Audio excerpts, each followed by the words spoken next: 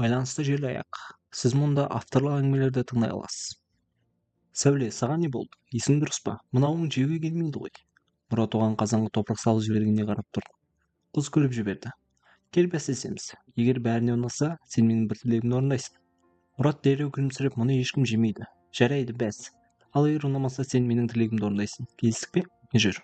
Бұл мерейтой еді. Бұл тойға екеуін алғаш рет аспаз ретінде шақырған болатын. Дастарханға қойған тағам керемет шықты. Мұрат Сәулеге таңырқап қарап, қалай жасадың? Бұл дәмдеуіштер мүлде сәйкес келмейді ғой.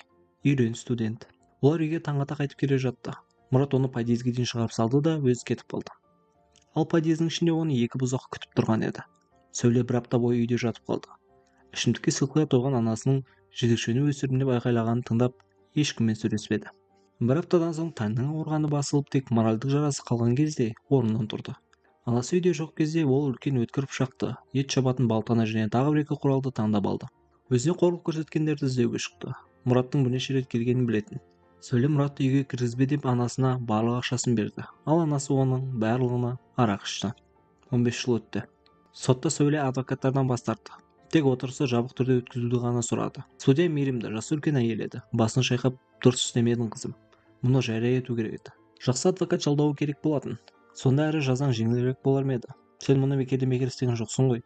Сәуле басын көтермей жауап берді. Ештеңенің керегі жоқ. Бұрынғы өмірге бәрібір қайтып орала алмаймын. Сәуле күннің жарығына көзін сығырайтты. Бұл күнді өзіне талай рет елестеткен, бірақ бәрібір ол мүлде басқаша, әлдеқайда жарқын болып көрінді. Қош көрдік, бостандық. Ол жеңіл болады деп ойлаған. Өзін әлемнен бөліп, жаны тыныштыққа кететін сияқты еді. Алайда олай болмады. Әр күн ауыр өтті. Әр секунд созылып жатты. Тіпті бір күні түрмеден шығатынына да сенбей кеткен.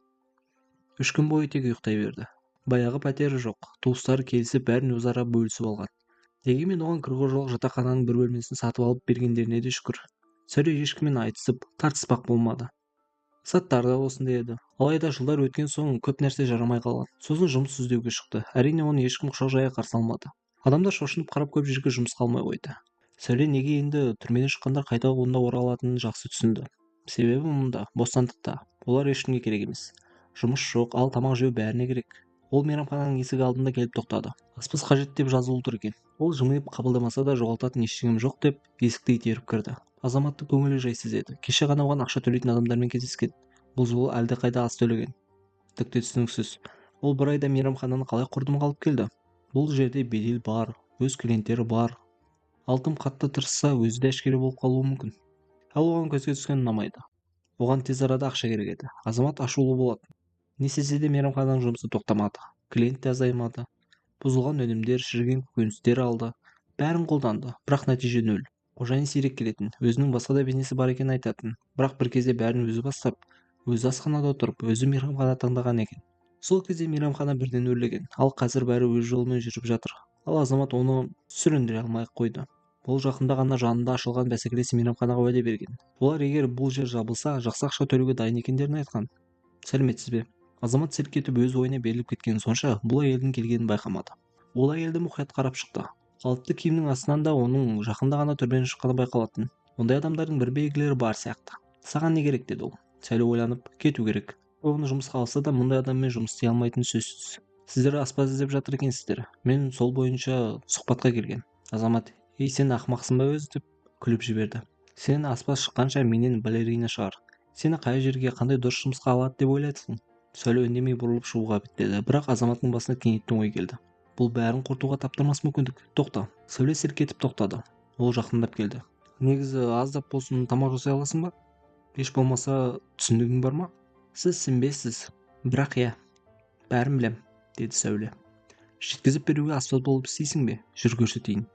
Сәуле секіріп жіберді де қуанды. Алдына тұрған ашулы еркекпен жұмыс істесе де, бәрібір жұмысы бар, ақша табады. Оған тіпті көмекші де берді. Өз орнын көрсетті, арнайы киімді тапсырды. Сәуле бақытты еді. Ол түсінетін. Жеткізуге супер күрделі тағамдар түсе бермейді, бірақ бәрібір жұмыстың аты жұмыс. Көмекші жігіт 3 күн бойы оған күмәнданып қарап жүрді. Сосын жібіп, тезірек бұйрықты орындап, ақыры шыдамады. Сіз бәрін мүлде басқаша жасайсыз. Бұрынғы аспаз мүлде әдемілеуге тырыспайтын. Ал бізде 3 күнде тапсырыс көбейді. Керемет емес пе? Біз екеуміз үлгермейміз деп қорқпайсыз ба? Жоқ, үлгереміз. Мен негізі жазға ғана келдім. Оқимын. Керемет аспаз болып тіпті өз мейрамханамды ашқым келеді. Бәлкім бұдан да жақсы. Сәуле күліп жіберді. Дұрыс, адам қалай болса солай емес, арманмен өмір сүру керек. Ой, бұл не деп Сәуле бұрын көкөніс болған, ал қазір суықтан езілген бір массаны алып шықты. Бұл Азаматтың үнемдеймін деп сатып алатын өнімі. Әлде әдейі осындай ала ма білмеймін, бірақ соңғы кезде өнімдер барған сайын нашар. Біздің жұмысшылар ренжиді. Ал оның жауабы біреу-ақ. Ұнамай ма, жұмыстан кетіңдер. Ал қожайынға шағымданып көрмедіңдер ме? Жоқ, ол мүлде көрінбейді де. Қызық. Сол кезде есік сықыр етті. Қалай, жұмыстарың қалай жүріп жатыр? Қалай істеп жатырсыздар? Бұларыңыз не, Азамат? Мынаған қараңызшы. Мынадайды тағамға қосуға бола ма? Бұлай бәрі қосады ғой. Не, сіз бірдеңеге көңіліңіз толмай тұр ма? Бұлай болса жұмыстан кет. Сенің орныңа тез-ақ басқа біреуді тауып аламын. Сәуле үндемей қалды. Жұмыстан айырылуға болмайды. Ал мұнда бәрі Азаматтың еркінде еді. Соның қара дегені қара, ақ дегені ақ болатын. Кешке қарай біртүрлі тапсырыс түсті. Қандай тағамдар керек екенін көрсетілмеген. Жай ғана дәмді мейрамханалық тамақ деген тапсырыс. Янур басын қасып қойды. Енді не істейміз? Бәлкім біздің фирмалық деп саналатын бірдеңені жасармыз. Сәуле жымиып қойды. Жоқ, басқаша істейік. Мына тізімді алып дүкенге барып кел. Ол оған қағаз бен ақша жазып берді. Елнұр тізімді мұқият оқып Сәулеге қарап қалды да: біз мәзір бойынша дайындамаймыз ба? Дәл солай. Ал сосын бізді ұрыссашы. Ал егер ұрыспасашы? Елнұр күліп жіберді. Жарайды, тез барып келемін. Білесіз бе, сізбен жұмыс істеген ұнайды. Сәуле жымиып қойды. Міне, оның өмірі қаншалықты қараңғы болса да бір жағымды сөз. Бұл жас студенттің айтқан болса да, ол үшін қымбат. Олар әдеттегідей ұзақ жұмыс істеді. Елнұр анда-санда күрсініп қояды. Бұлай жасайтынын ешқашан білмеппін. Үйрен, студент деп Сәуле оны әзілмен түртіп қоятын. Ал тапсырыс дайын болғанда Елнұр тағы күрсінді. Меніңше енді тек екі жол бар. Не ертең біз әйгілі болып оянамыз, немесе мына тағамды жеген адам ертең біздің мейрамхананы жаудырып тастайды. Сәуле күліп жіберді. Қиял. Ал не, елестетіп көріңізші. Біз ішке кіріп келеміз. Ал жерде қызыл кілем. Бәрі қол соғып бізге мейрамхананың кілтін тапсырады. Сәуле күлді. Артынан Ернұр да қосылды. Сәуле алаңдамады. Иә, тағам өте ерекше еді. Өзі бұрын ойлап тапқан тағамдардың бірі еді. Ал асханадан онша хабары жоқ адамдар ештеңе байқамауы да мүмкін. Жай жеп қояды. Ернұрдың қиялы ұнаса да, бәрібір ол тек қиял. Ол әлі жас қой. Гүлжан, Азамат оның есік алдында күтіп тұр. Есін жинап алыпты. Иә, бірдеңе болған анық. Сәуле әдейі амандаспады. Өйткені Азамат ешқашан ешкіммен амандаспайтын. Сендер кеше соңғы тапсырысқа не пісірдіңдер? Не болды? Тапсырыс берген қожайынның өзі екен. Және ол қазір келеді. Саған жеке өзі қарағысы келеді екен. Егер оған ұнамаса, немесе тапсырыс бойынша бір талап айтса, бірден жұмысына шығасың. Сіз неге үнемі сондай ашулысыз? Сіз тіпті оған ұнаған-ұнамағанын да білмейсіз. Және неге бүлінген өнімдерді сатып аласыз? Мүмкін сізді біреуі сатып алған шығар. Сәуле өз орнына дейін жетіп үлгерді. Ал Азаматтың жағы орнынан түспей қалды. Шынын айтқанда ол қобалжып тұрды. Жұмыстан айырылғысы келмеді. Қайтадан жұмыс іздеуді бастауы да қорқынышты. Қарапайым адам секілді өмір сүргісі келді. Ернұр да тыпыршып жүрді. Сен неге абыржып жүрсің? Дайындаған мен, саған ешкім тиіспейді. Сен тек мен айтқанды орындадың. Жоқ, сондықтан емес, әділетсіз ой. Азаматты қуып шығу керек, әйтпесе ол ресторанды жермен-жексен етеді. Түсінбеймін. Неге олай істеп жүр? Шынымен де неге? Тыңдашы, айтпақшы, мұнда жақында осындай басқа орын ашылды ма? Мүмкін оны шынымен бәсекелестер сатып алған шығар. Жоға, олай болуы мүмкін емес. Мұндай тек фильмдерде ғана болады. Елнұр абдырап қалып Сәулеге қарады. 6 жыл бұрын бір ресторан ашылған. Жағдай онша емес екен. Бәрі бізге келеді. Ал бізде өнімдер шамамен 5 ай бұрын нашарлай бастады. Елнұр уайымдап орындыққа шыға кетті. Бұл мүмкін емес. Есік алдында аяқ дыбыстары, әңгімелер естілді. Міне өзі, кешегі кешкі асты дайындаған қыз. Азамат бір ер адамның алдына түсіп жүгіріп кіреді. Сәлеметсіз бе? Сәуле ақырын басын изеді. Ал Азамат оны аяп жұмысқа алды. Ал ол бүгін ақ жұмыстан қуамын. Елнұр орнынан атып тұрып, тіпті секіріп кеткендей болды. Сізді жұмыстан қуып шығу керек. Сіз әдейі бұзылған өнім әкелесіз, адамдар бізге келмесін деп. Сізді бәсекелестер сатып алған. Міне қараңыздар, біздерге осы азық-түліктермен тамақ пісіруді талап етеді. Сәуле Ернұрды тоқтатқысы келді. Азамат бозарып ауа жұта алмай қалды. Ал қожайын бәрін тұтындады. Құлдың, қазір-ақ жоғал. Олай болса сен де жұмыстан қуылдың. Осы кезде айқайлап жатқан Азаматтың дауысы мысықша бәсейіп қалды. Бірақ қожайын қолын көтерді де бәрі тынышталды. Сәуле, бұл сен бе? Ол селк етті. Көзін жайлап көтеріп қожайынның көзіне қарады. Азаматтың аузы ашылды. Елнұр да қайтадан орындыққа құлай түсті. Бүгін тым көп жағдайлар болды. Ресторан қожайыны оған қарай бір қадам жасап, құшағына алды. Сәуле, мен сені ешқашан көрмеймін деп ойлағанмын. бірақ кешегі тамағыңды бірден таныдым.